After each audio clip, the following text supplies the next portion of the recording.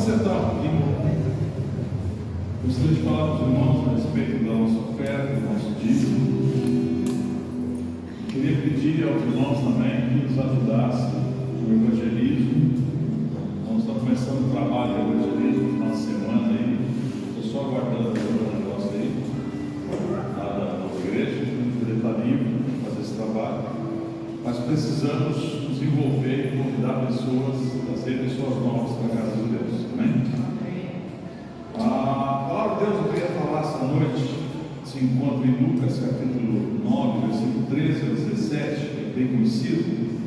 Diz assim: Jesus, porém, lhes disse: deem vocês mesmos de comer a eles. Os discípulos responderam: não temos mais que 5 pães e 2 peixes, a não ser que nós mesmos vamos e compramos comida para todo esse povo, porque estavam ali cerca de 5.000 homens. Então Jesus disse aos seus discípulos: façam com que se assente em grupos de 50. Eles atenderam, fazendo com que todos se assentassem. E Jesus, pegando os 5 pães e os 2 peixes, erguendo os olhos para o céu, os abençoou, partiu e deu aos discípulos, para que os distribuíssem entre o povo. Todos comeram e se fartaram, e os pedaços que sobraram foram recolhidos 12 cestos. Queria mais uma vez falar para você sobre quando você oferta no altar, você dizima no altar. Ontem, inclusive na convenção, nós ouvimos uma palavra lá de uma palavra muito boa que o pastor Jerônimo Norte trouxe, onde ele falou que o altar não fica devendo nada. Isso é uma verdade. Quando você sacrifica no altar, quando você, no altar de Deus, quando você oferta, quando você dizima, Deus não vai ficar devendo. Nós vemos esse pequeno texto aqui, que esse menino tinha alguns peixes, alguns pães, só que enquanto que ele voltou para casa, depois ele colocou na mão de Deus 12 cestos cheios de pedaços que sobraram. Mas ele só chegou com 5 pães e 2 peixinhos.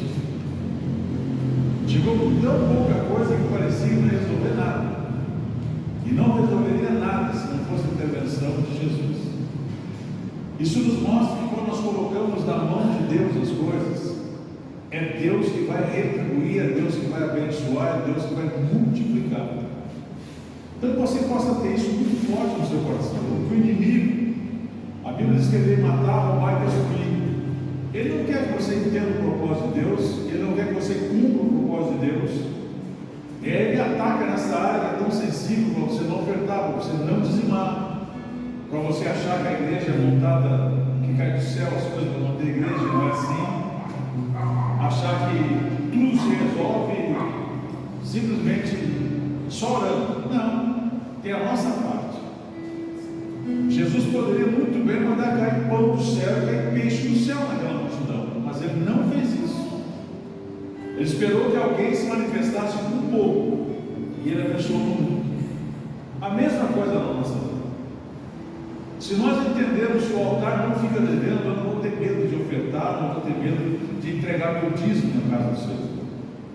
Porque muitas vezes nós olhamos para o nosso dízimo e o inimigo buzina no nosso ouvido: vai faltar para pagar a luz, vai faltar para pagar o aluguel, vai faltar para botar gasolina, vai faltar para pagar uma prestação tal. E a gente fica dando ouvido a Satanás e não faz aquilo que Deus defendeu. Que você possa entender isso. Esse menino colocou na mão de Jesus alguns peixes e alguns pães, só isso, mas voltou para casa com 12 cestos cheios. O altar nunca vai ficar devendo nada para você. Não tenha medo de ofertar, não tenha medo de ser um serviço fiel. Deus vai te provar.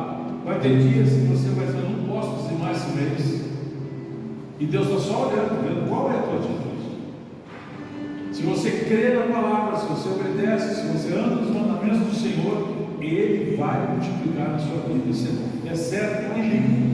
É Deus que determina isso. Não é igreja, não é pastor, não é ninguém. Então que você possa nessa noite ofertar e dizimar com toda alegria e entender que o altar não vai ficar te devendo. Não vai fazer falta de você colocar nas mãos de Deus. Pelo contrário, vai voltar muitas vezes mais. A Bíblia mostra isso para nós. Amém? Se coloque de pé, pega o seu envelope de oferta que está na frente da sua cadeira, pega o seu dízimo. Vamos consagrar ao nosso Deus. Esse mês, nosso aluguel começa todo dia 19. Só Deus sabe o que eu pude fazer, o que Ele permitiu que eu fizesse, o que foi necessário fazer para se cumprir isso. Vamos colocar de pé, mesmo que você não tenha sua oferta, seu dízimo, você possa falar com Deus e pedir para que você tenha também para ser fiel a Deus e sentir a alegria de contribuir na casa de Deus e ver Deus operando em sua vida. Senhor, nessa noite nós queremos consagrar-te dízimos e ofertas. Sabemos, Senhor, que quando colocamos um pouco em tua mão, tu pode fazer a multiplicação para muito. Assim nós colocamos diante de ti nesta noite, para entregar o nosso dízimo, entregar a nossa oferta, consagrar ao Senhor aquilo que tu determinou em nosso coração. Que tu possa olhar para o coração de cada pessoa que aqui está, que talvez esteja sofrendo da mesma síndrome que muitos sofrem, ouvindo aquela palavra enganosa do maligno dizendo: se eu fizer isso vai faltar. Que tu possa provar na vida dessa pessoa, que o teu Santo Espírito possa ser ouvido por essa pessoa, para que a tua bênção possa acontecer na vida deles. Assim como esse jovem não teve medo de entregar os 5 pães e 2 peixinhos, e assim voltou com 12 cestos para a sua casa. Que a tua bênção, que sempre se multiplica, possa acontecer na vida de cada um, na vida financeira desta igreja, na vida financeira de cada irmão, de cada irmã que contribui com alegria, com sinceridade em seus corações. Porque nós sabemos, ó Deus, que o inimigo nos tenta, nos leva a pensar que não há necessidade, nos leva a pensar que se entregarmos vai fazer falta, mas que a tua voz possa ser mais alta e possa ser ouvida, para que nós possamos, ó Pai, desfrutar daquilo que tu nos prometeu. Multiplica assim na vida de todo aquele que é fiel para contigo, Senhor. É o que eu te peço em nome de Jesus, e consagramos dízimos e ofertas para a honra e glória do teu santo nome. Amém. Quem tem seus dízimos e ofertas para trazer à frente.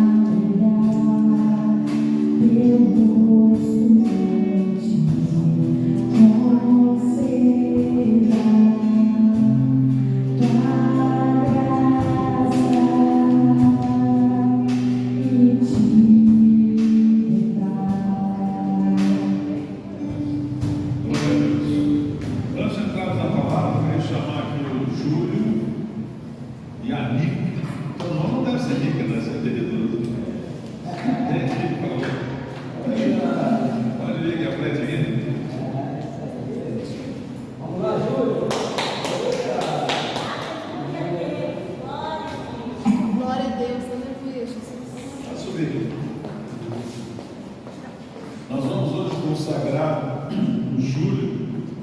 Como é que foi o nome? Calma, só fica rico. Vai ficar rico, tá?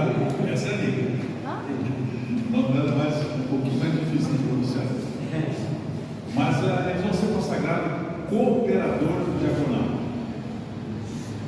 Embora esteja com essa camisa bonita que deixou o Gustavo e a Larissa lá nervosos, essa camisa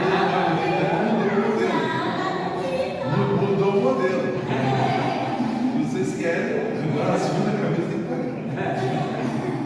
Então a gente vai consagrar eles, embora sejam novos convertidos, mas aquilo que eu tenho falado para você, pessoas que têm estado conosco no estudo bíblico na segunda-feira, a gente começa a observar que são pessoas que estão tendo um certo compromisso. Eu já estive na casa deles, eu fiz culto na casa deles. Agora a pastora Rosângela vai subir na célula na casa deles. E a gente está vendo a dedicação deles e o desejo de crescer. A gente volta para estar conversando no telefone, o Júlio, vai perguntando da Bíblia, estudando, enfim. A gente vê o interesse da pessoa em conhecer cada vez mais a palavra de Deus. Então, diante disso, nós vamos colocar eles como cooperadores do diaconato, vamos consagrar hoje. E porque assim nós estamos formando uma base nossa igreja, uma liderança. Eu espero ser uma liderança forte, firme, e que grandes são os desafios que nós teremos pela frente.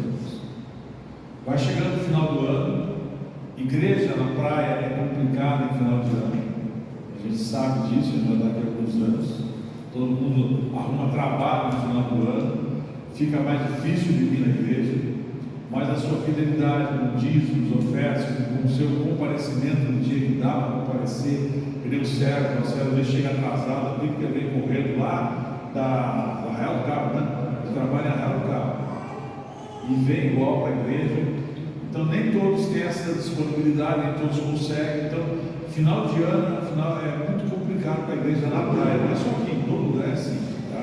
Ainda mais nós estamos começando, não estamos recomeçando. Então o que a gente espera é que a nossa equipe seja uma equipe muito fiel e uma equipe que vai se dedicar. E eu quero que vocês entendam isso e possam nos ajudar. A igreja precisa avançar, diferentemente dos problemas que se apresentam, dos problemas que tem, nós temos que avançar. E só se avança quando se tem uma liderança forte. E liderança forte tem que estar unida, tem que estar no mesmo propósito, tem que estar no mesmo objetivo. Então, eu gostaria que vocês se colocassem de pé. Nós vamos consagrar o Júlio e a Nica como sendo cooperador do diaconato. Qual é a diferença do cooperador e do diácono? Praticamente nenhuma, só a questão do título.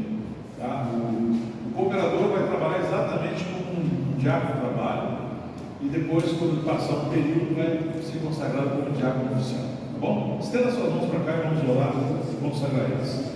Senhor, em nome de Jesus, nós consagramos o Júlio como cooperador do diaconato dessa igreja, Senhor. Que Tu venha selar a vida dele como tem feito, Pai, dia após dia, abençoando, e levando ele a ter o entendimento da Tua palavra. Assim também, Pai, sobre a vida da Nica, Senhor, que Tu venha abençoar ela e derramar sobre ela a Tua graça e o Teu poder. Que esse casal possa compreender e entender o ministério que é ser um diácono na Tua casa, se alguém se disponibiliza a fazer a Tua obra. Nós os consagramos e os recebemos como cooperador do diaconato na Igreja Evangélica Quadrangular de Cabo Frio, em nome de Jesus. Amém.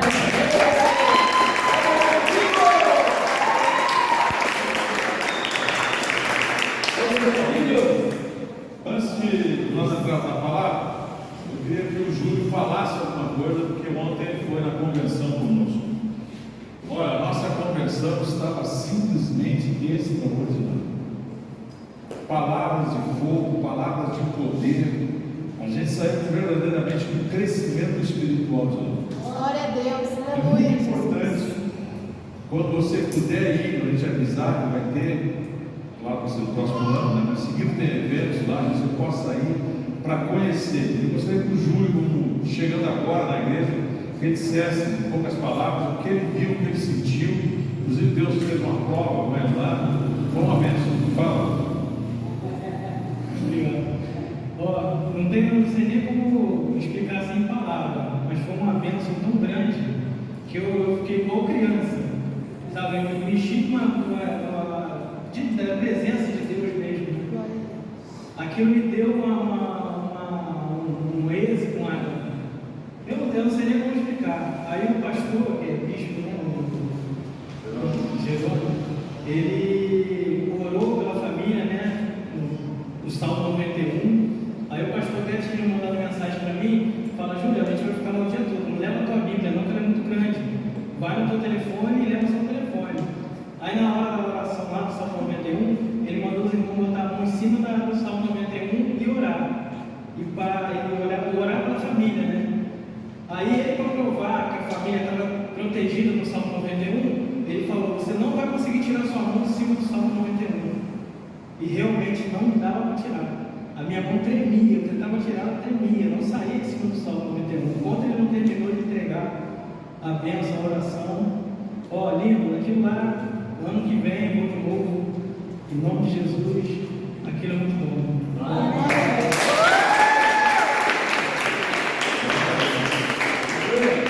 Eu faço questão de levar pessoas, somente novos convertidos, para conhecer o que é a igreja do Evangelho. Porque às vezes é muito vago a gente falar. Você vê a nossa igreja com meia dúzia de pessoas, Quando eles chegaram lá, eles viram o tamanho do outro. Então, olha, eles devem ter ficado assim, ué, a gente chegou cedo para Belém, chegou cedinho lá. Mas deve ficar assim, porque isso aqui não vai encher. É uma certa hora da manhã, levantei e deu para trás agora, para vocês verem. Graças a Deus, praticamente para o ministério, os pastores, pessoas auxiliares, e estava simplesmente uma vez. Conheceu o centro de conversões da igreja, né, os departamentos que tem lá, as tantas coisas que estão fazendo lá. Isso nos mostra em que ministério nós estamos servindo a Deus. A nossa igreja não é melhor que nenhuma outra, mas pior, com certeza, eu digo para vocês que não é. É uma vez. A Tati foi lá também, conheceu lá. A Joana foi lá também, foi também. Aos poucos o pessoal está indo lá. Aqui não tem mais, vai vocês também. Vai ter um pastoreio de pastores, acho que vai ser 3 de dezembro, 9 de dezembro, vai ser. Mas se você quiser ir, ver se vai mais gente aqui. Meu carro aqui, vai pouca gente. Para a gente estar conhecendo e crescendo. A importância é crescer. Quem não senta para ouvir, não cresce. Sempre tem gente que sabe melhor que nós. O pastor pregou a mesma mensagem que eu preguei outro dia. Até estava olhando para mim, né? Pregou da parte de Mefibosete. Olha só que coisa interessante. Só que Deus dá a visão da mensagem para cada pastor. E ele começou a falar sobre Giba. Lembra que ele falou de Giba aqui? E ele começou a esmiuçar o nome Giba e Maquir, que era a casa onde estava Mefibosete. E eu fiquei ouvindo a mensagem de o que é Deus, o que ele revelou nas atitudes de Ziba e o que significava estar na casa de Maquir, que estava lá em Lodebar, lugar do esquecimento. E eu fiquei olhando, pensando na grandeza de Deus, o mesmo texto, a mesma passagem, e que palavra foi extraída dali, além daquilo que eu tinha falado aqui. Então é muito importante você sentar e ouvir pessoas experientes. Quem vem nesses eventos sempre são pastores lá, graduados, com mais experiência do que a gente. É muito importante. E as próximas vezes que você puder ir, vai conosco, amém? Nós vamos agora para a nossa mensagem, meu querido amiguinho, para a nossa primeira tela ali. Você abre a sua Bíblia no Salmo 142. Quem trouxe a Bíblia aí? Agora não tem desculpa, você tem Bíblia no celular, hein, gente? Você não trouxe a Bíblia. O celular você não esquece. Porque se esquece, volta para casa. A Mônica ligou para o Lelê, acho que não telefone que eu esqueci, cara. Vou que eu não entrego, né?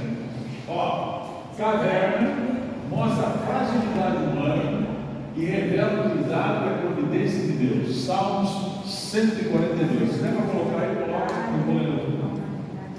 Salmo 142. Sentados mesmo diz assim: ao Senhor ergo a minha voz e clamo, com a minha voz suplico ao Senhor, derramo diante dele a minha queixa, a sua presença exponho a minha angústia. Quando dentro de mim esmorece o espírito, tu sabes o caminho por onde devo andar. No caminho em que ando, ocultaram uma armadilha para mim. Olha à minha direita e veja, pois não há quem me conheça, nenhum lugar de refúgio, ninguém que por mim se interesse.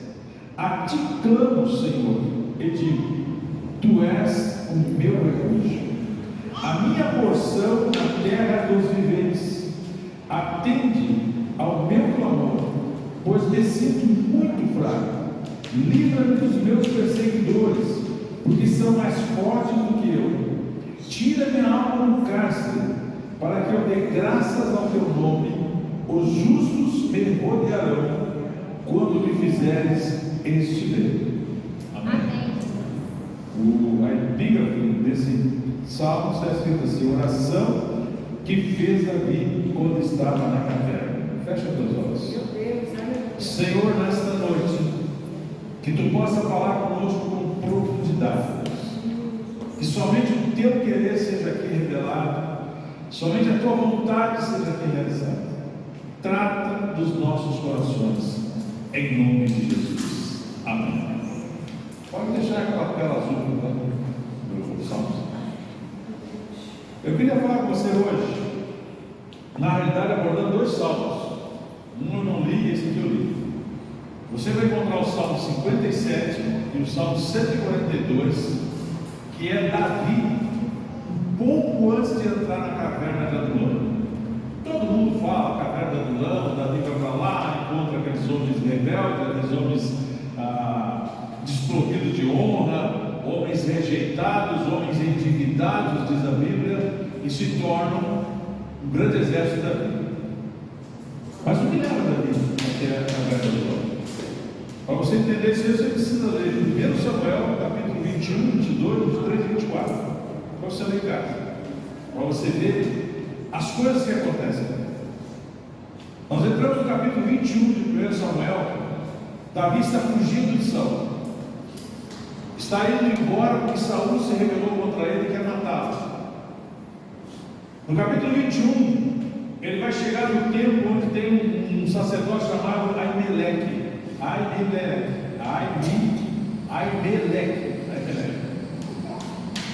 E quando ele chega lá, ele vai pedir ajuda para esse homem. Quando esse sacerdote olha para ele, vê Davi triste, provavelmente sujo, provavelmente demonstrando a sua fragilidade, e ele pergunta para Davi: o que houve, Davi? E Davi conta uma história para ele para não revelar a realidade. Eu estou numa missão secreta que Saul me mandou, ninguém sabe que eu estou aqui. E os seus homens, meus homens, eu vou me encontrar com eles em tal lugar. Mas eu preciso de uma ajuda sua. Na pressa que eu saí de casa, cumprindo essa missão secreta, eu não trouxe as minhas armas. Tem armas aí? Eu tenho a espada de Golias e você não. Está guardada aqui no tempo. E Davi pede: eu quero comida, tem comida? Diz: aqui não tem nada de comida, não tem pão, não tem nada, a não ser os pães da propiação, que todos os dias eram trocados na frente do altar, e nós acabamos de trocar para um pão fresquinho, para um quentinho, e tem alguns pães lá. Davi diz: então eu quero esses pães. Só que quando Davi está falando com ele, tem um homem que é o chefe dos sacerdotes de Saul, que está lá fazendo os trabalhos sacerdotais no templo. Doeg. Esse homem ouve o sacerdote falando com Davi, ouve a história de Davi. Davi pega aquelas coisas e parte. Vai chegar um outro rei, onde a Bíblia fala que ele vai se fazer de novo, porque o rei queria matá-lo depois, ficar babando pelos cantos, ficar riscando as paredes, e o homem manda ele embora dali. Aí que ele vai para a caverna de Adulão. E aqui começa a nossa palavra. Quantas vezes você está na caverna? Cada vez que você lê caverna na Bíblia, ela simboliza a nossa fragilidade. Se eu botei no texto, caverna mostra a nossa fragilidade humana e revela os cuidados e a providência de Deus. Você está na caverna, você está sofrendo, você está abandonado, você está se sentindo o último dos últimos, e você acha que Deus não está cuidando de você. Você acha que ali é o fim de todas as coisas. A caverna geralmente é um lugar escuro, um lugar solitário, e ali nós encontramos Davi, no Salmo 142, fazendo uma oração desesperada diante de Deus. Quantas vezes nós passamos por isso? Quantas vezes você vai para um canto da sua casa, você se isola dentro da sua casa, no seu trabalho, onde quer que você vá. Às vezes a pessoa sai a caminhar, às vezes vai para um monte, às vezes vai para um vale, às vezes vai para um lugar deserto, e lá a pessoa não tem outra coisa a fazer a não ser chorar na presença de Deus.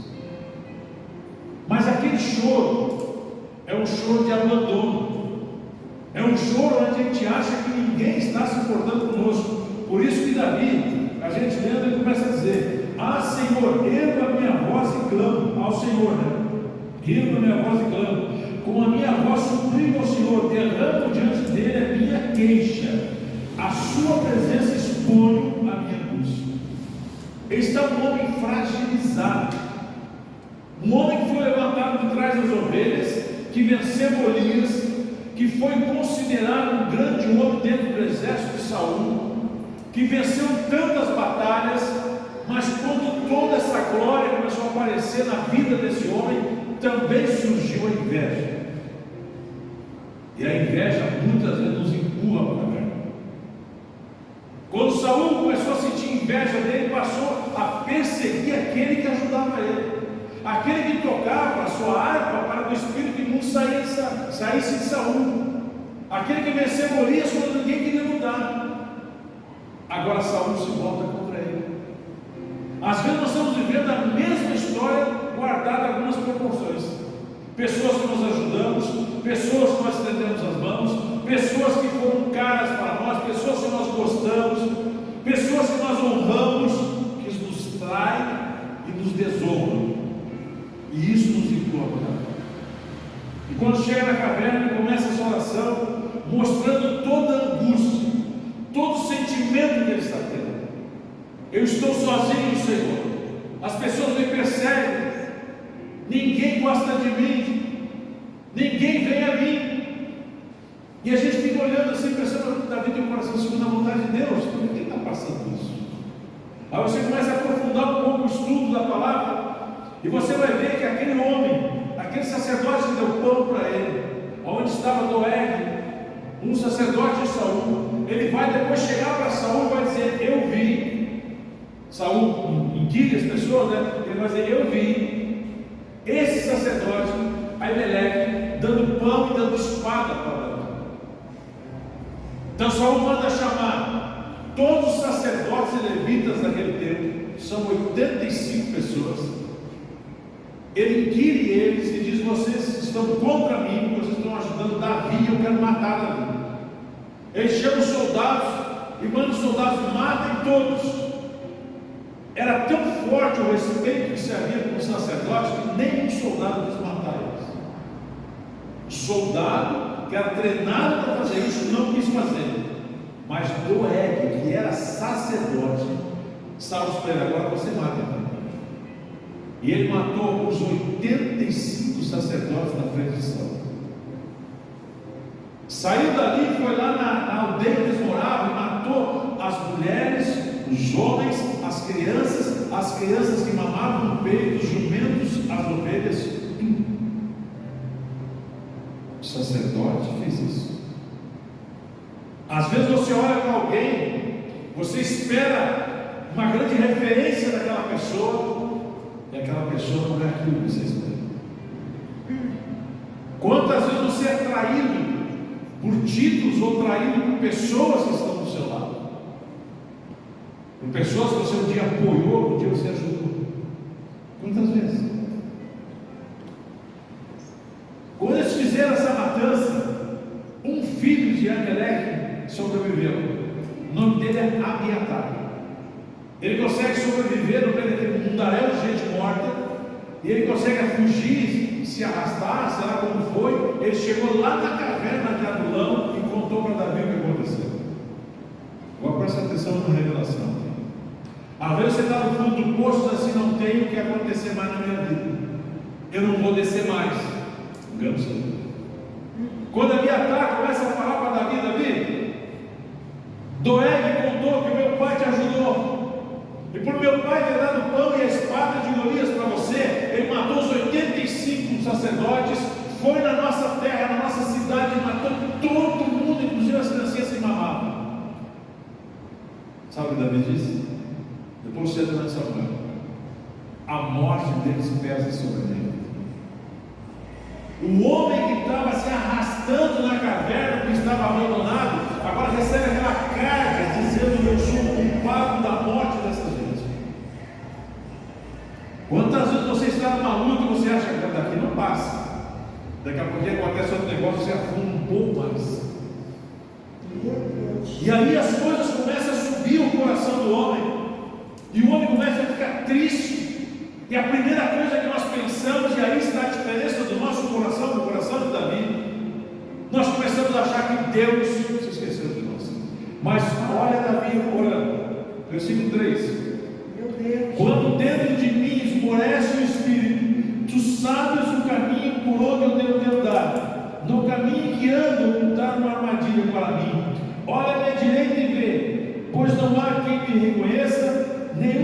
refúgio, ninguém que por mim se interesse. A ti clamo, Senhor, e digo: tu és o meu refúgio. Aleluia. Olha a diferença nossa. O porquê que a Bíblia diz que Davi tem o coração segundo a vontade de Deus? Porque Davi já está rastejando a situação que ele está vivendo. Vem Abiatar e conta uma coisa que acabou de acabar com as coisinhas que ainda existiam dentro dele. Eu sou culpado da morte de toda essa gente agora. Trouxe mais um peso das costas de Davi. Mas mesmo assim ele vai orar a Deus dizendo: Senhor, tu és o meu refúgio. É isso que eu quero que você entenda. Se você está vivendo uma caverna, isso faz parte da nossa história. Mas lá na caverna você não pode abandonar Deus. Você não está na caverna porque Deus te abandonou. Você está na caverna porque Deus está cuidando de você. E você não entende isso. Porque quando Davi vai para a caverna de Adulão, ele está fazendo essa oração, os familiares de Davi sabem, descobrem que ele está lá. Pai, mãe e irmão saem das suas casas e vão viver na caverna com ele. Quando ele pensa que está sozinho, Deus reúne a família ao redor dele. Quando ele pensa que está fraco, 400 homens bons para a guerra, mas rejeitados pela sociedade, se juntam aí na caverna de Adulão.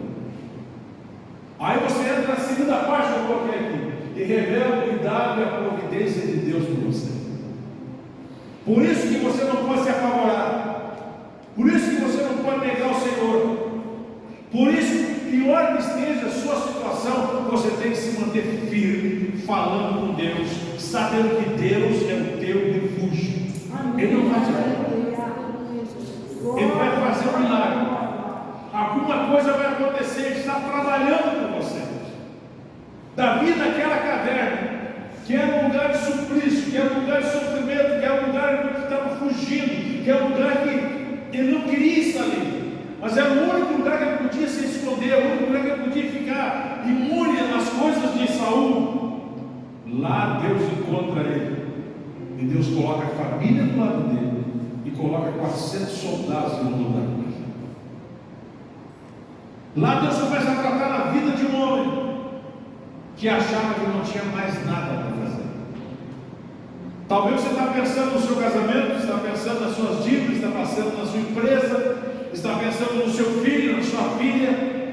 Talvez você esteja pensando: não tem mais o que fazer. Mas eu quero dizer para você que você está enganado. Porque mesmo que você esteja nesse fundo de poço, mesmo que você esteja no fundo da caverna, Deus está trabalhando a seu favor. Quando Elias foge para a caverna, se esconde na caverna, Deus alimenta ele para ir na caverna, e lá na caverna o Senhor passa do que ele está fazendo a eles. Não é tudo. Porque depois da caverna tem obra para nós fazer.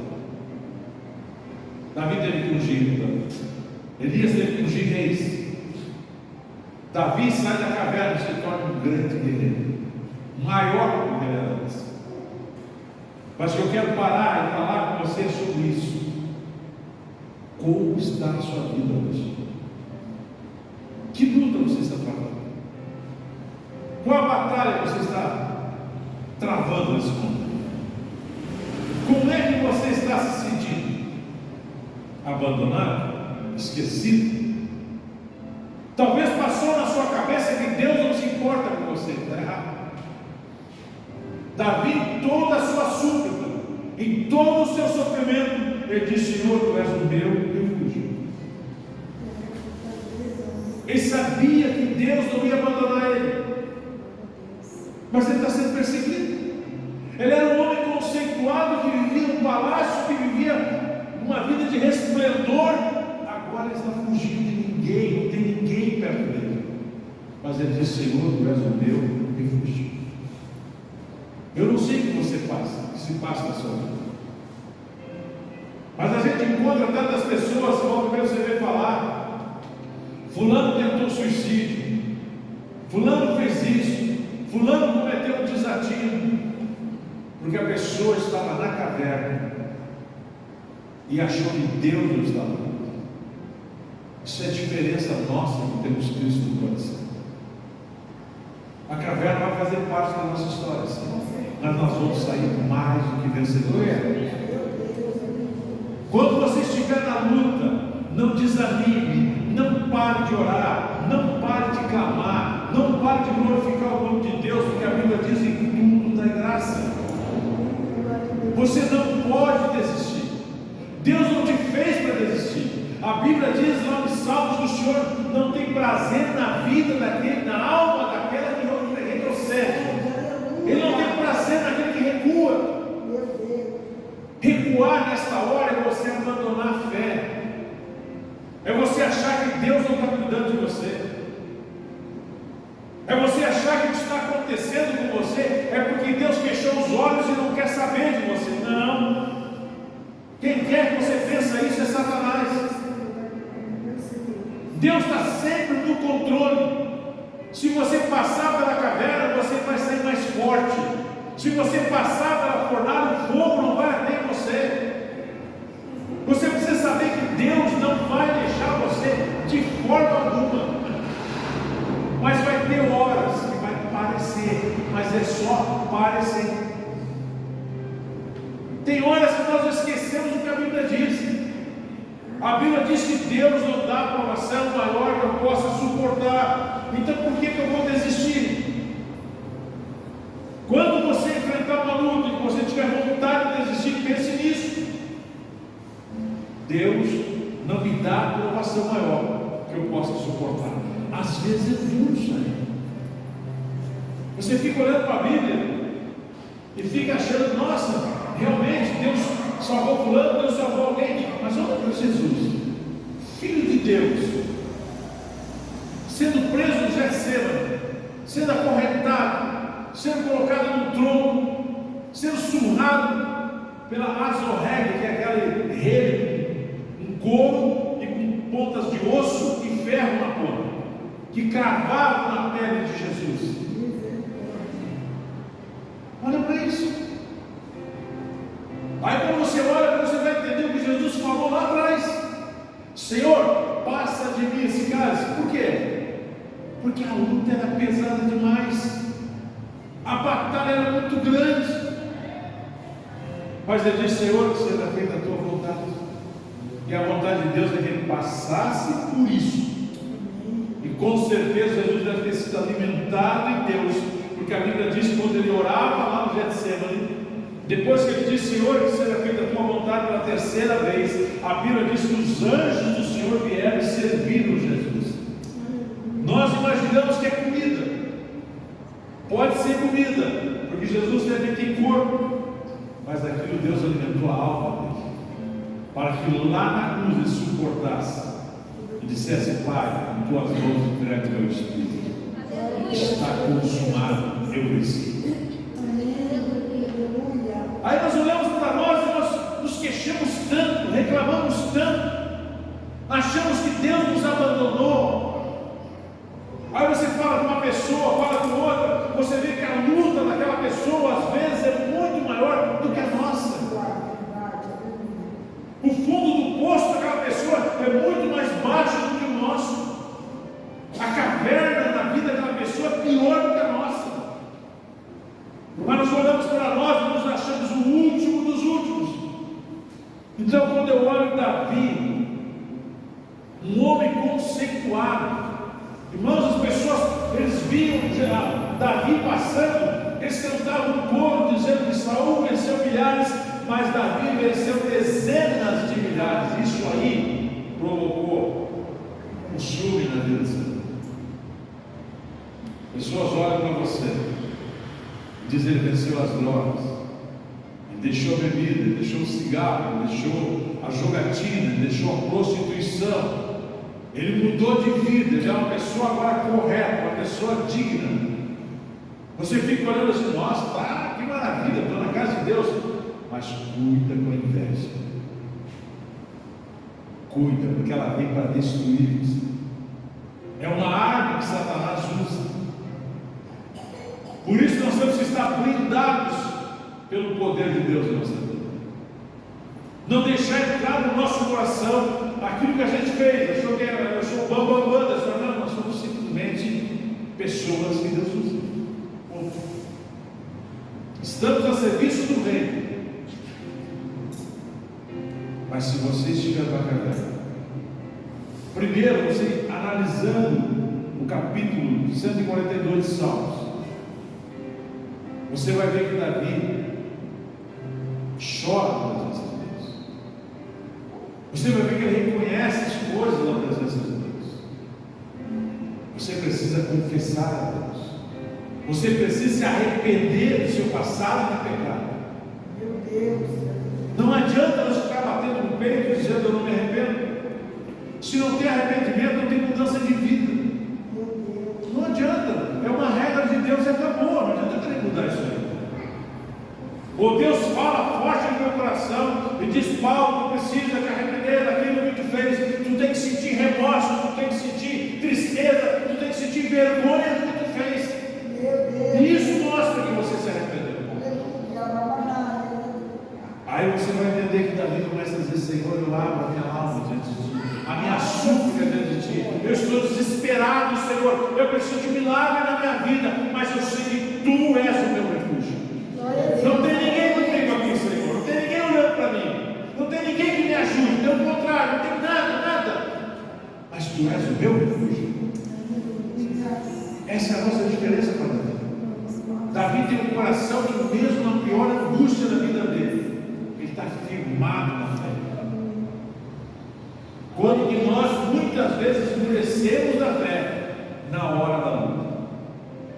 É quando acontece da pessoa cometer um desatino, porque faltou raiz, faltou palavra, faltou unção de Deus na vida daquela pessoa, para ela saber que Deus não dá provação maior que ela possa suportar. O mundo pode estar caindo ao seu redor, mas ela continua firme, como Jó continuou, dizendo: mulher, você está louca, nua eu vim para esse mundo, nua eu voltarei.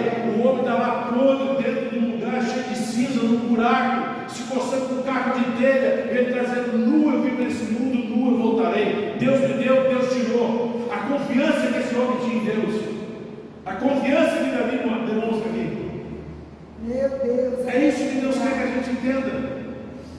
Glória a Deus. Todos nós passamos as nossas cavernas, os nossos fundos de poço, as nossas fornalhas ardentes, o nosso deserto, os nossos maremotos. Todo mundo passou, vai passar ou está passando. Mas isso não te dá direito de achar que Deus não está cuidando de você.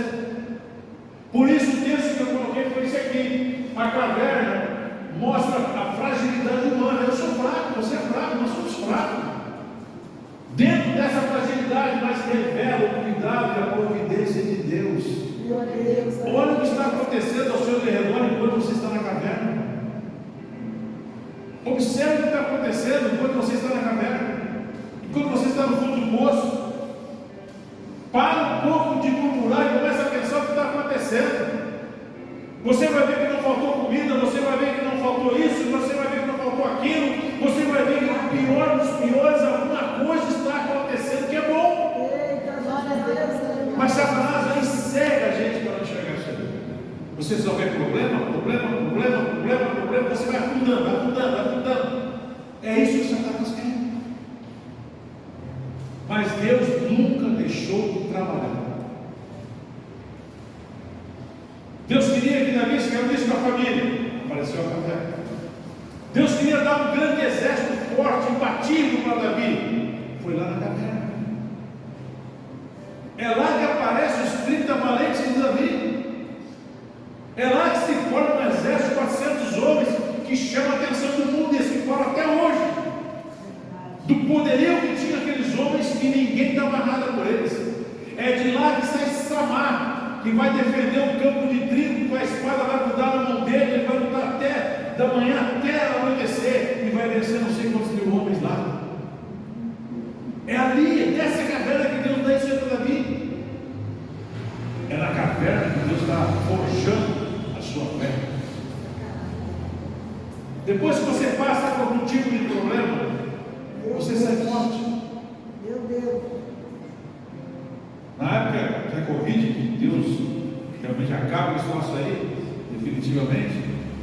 Mas os médicos diziam que depois que a pessoa pegou uma vez a Covid, ele estava mais resistente da segunda vez, estava mais fraco, mas a maioria das doenças que dá na pessoa, se dá de novo, já não dá tão forte como a primeira, porque você já criou anticorpos.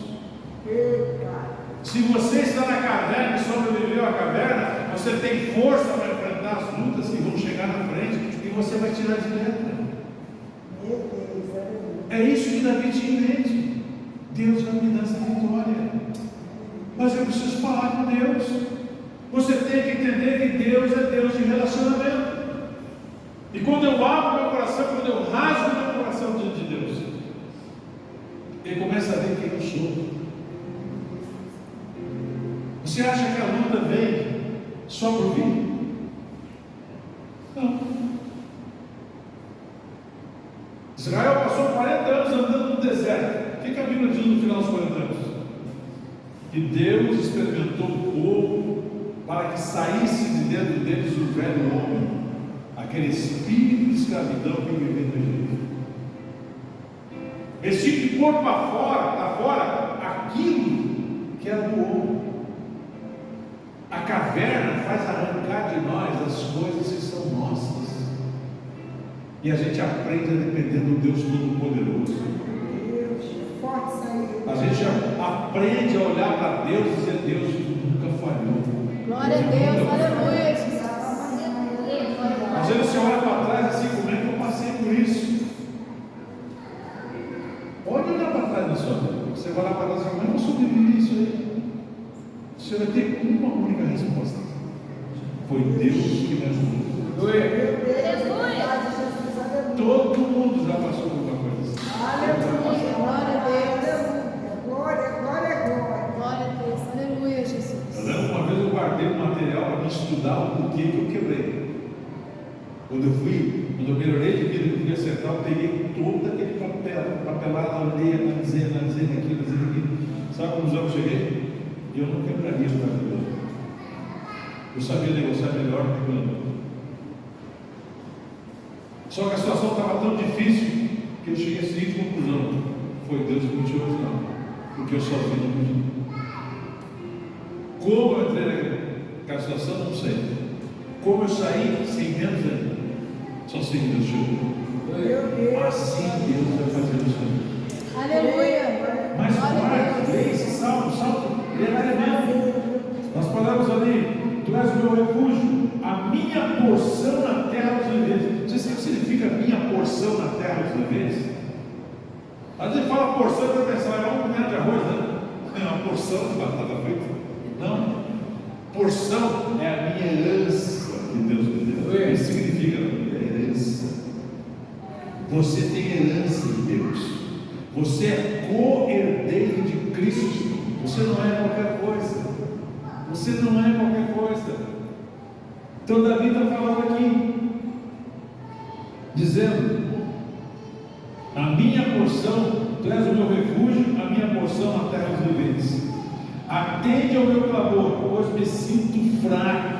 Olha como ele fala aqui. Livra-me dos meus perseguidores, porque são mais fortes do que eu. Não tem o que fazer. Tira a minha alma do cárcere, para que eu dê graças ao teu nome. Os justos me rodearão quando me fizeres esse bem. Olha, a minha alma estava no cárcere. Que cárcere? Davi não estava solto? Davi não estava livre, ele não chegou caminhando lá dentro, não. Mas a alma dele está presa na situação verdadeira. A nossa alma às vezes está presa na situação que estamos vivendo. Meu Deus, aleluia. Não temos prazer, não temos vontades, não temos alegria, deseja chorar, deseja subir. Meu Deus. Davi está dizendo: Senhor, tira a minha alma do cárcere. Satanás quer te aprisionar. Por que a depressão leva a pessoa a se esconder no canto e não querer mais ter contato com o mundo? Para aprisionar a alma da pessoa. Mas esta noite eu quero orar por vocês. Eu quero que essa palavra entre no seu coração. Eu não sei se você está vivendo uma caverna. Não sei se você está dentro de uma fornalha de fogo ardente.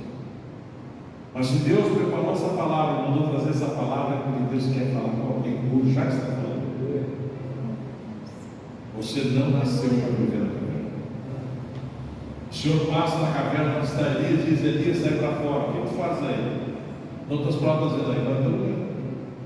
Sai daí para ungir Israel.